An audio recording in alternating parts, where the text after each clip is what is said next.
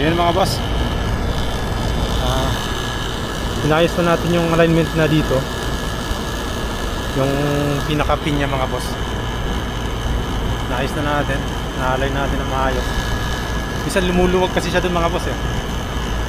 Tapos sinagad na rin natin siya sa mga 73 PSI mga boss. So tinignan natin sa baba, okay na daw, malamig na daw, sabi ng ano, iba na daw, mas malamig na daw ngayon. Malamig na nga siya mga boss, nag-moist na nga siya.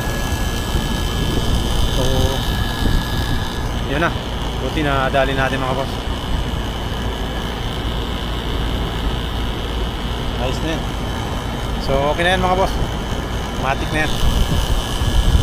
Nag-adjust natin yung ano niya dito, yung pinaka-pin niya, yung orifice niya dito. Sinagad natin sa 73 PSI mga boss. So yun lang mga boss, thank you, maraming salamat.